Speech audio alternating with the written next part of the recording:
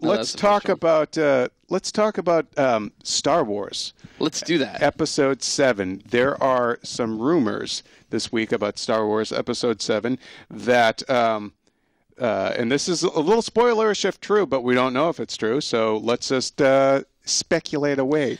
I am going to refer to a report that we have up here in IGN about that the villains of the movie could possibly be a group of Sith Inquisitors similar to those found in the expanded universe, but now they're going to be seen in the upcoming Star Wars Rebels TV series, which is canon. And again, like the EU stuff, everything's been reset, but they're basically kind of culling from these different things that did exist in the EU and putting their own spin on it now and making that canon.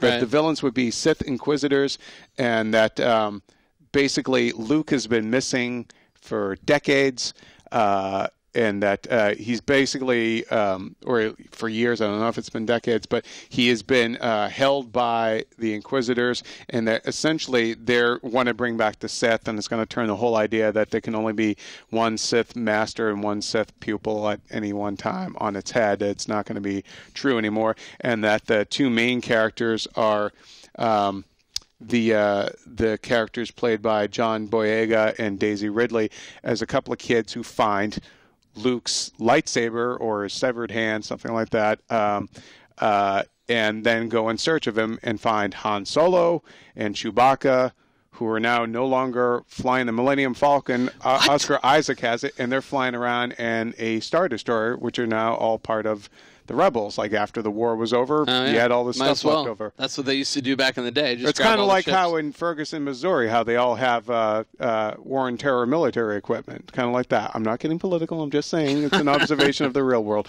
Anywho, so Star Wars. So what do you think about the idea? Wait, and there's even more. That Billie Lourd, the daughter of Carrie Fisher, is in the movie, and that there could be a flashback where she would be playing young Princess Leia, and you would see Darth Vader giving orders to the Inquisitors. That's crazy. I mean, we've never had a flashback in a Star Wars movie, Chris. Yeah, it's true. We haven't. But that's crazy. We've had dream sequences. Dream sequences for sure. That's a lot. That's a lot to chew on. I kind of like the Inquisitors thing. Yeah. I think that's a good way to sort of like up the stakes and make the villains more villainous. Yeah. I don't personally need Darth Vader in this movie. I don't think it's like a necessary element, but it could be cool if it's handled right. Do you think are they doing that just so they can have that quick glimpse of him in the trailer and have people go, oh, I mean, crap, and that's it? Maybe, yeah. But I mean, the way that JJ is, it might also just be like, wow, that's a secret until it happens, you know? So we can see. Yeah. I don't know. I have a feeling, oh my God, dude, can you imagine? I just nerd out a little bit, but like, can you imagine when that trailer drops, what's going to happen?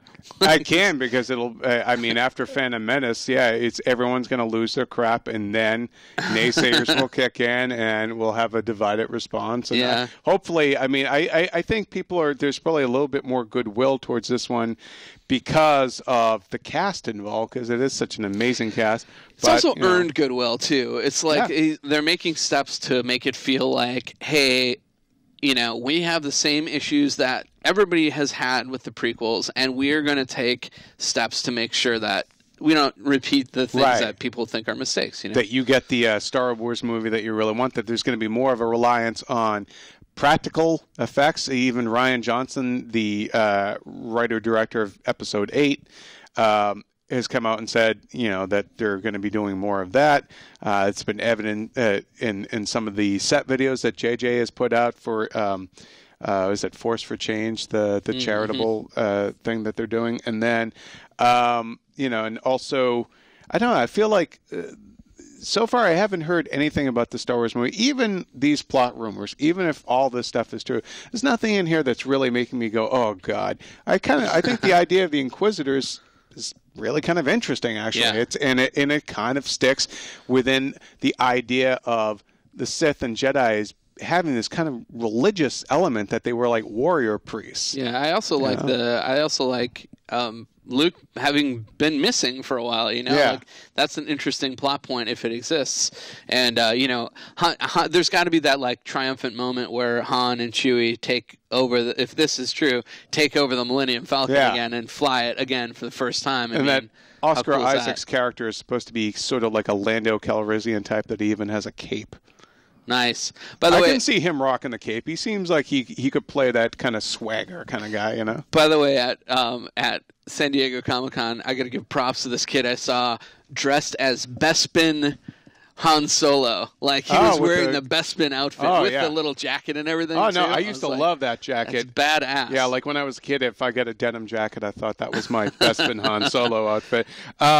And then for, let's see, some other Star Wars stuff, we also, there have been rumblings that, that they're purposely trying to recapture sort of the quest arc of the original movie. Yeah.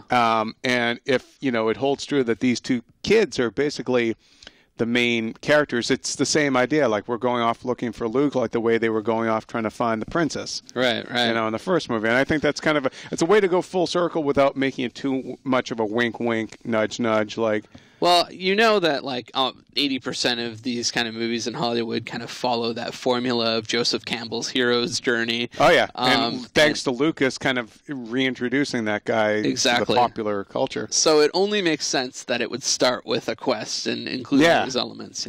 Well, will you be disappointed to find out that what if Han and Leia's kids aren't even part of the story? Yeah, what if they don't have kids? What if they broke up right after Jedi? I honestly don't care. Like, I personally, I've said this a bunch of times, I don't care if there's like a Skywalker arc to this series, Like, I'm fine with the original cast showing up for just this movie if it makes sense and then not appearing in later movies. Yeah. But, I kind of now as this production has gone on, I kind of feel like they will be in more than one movie.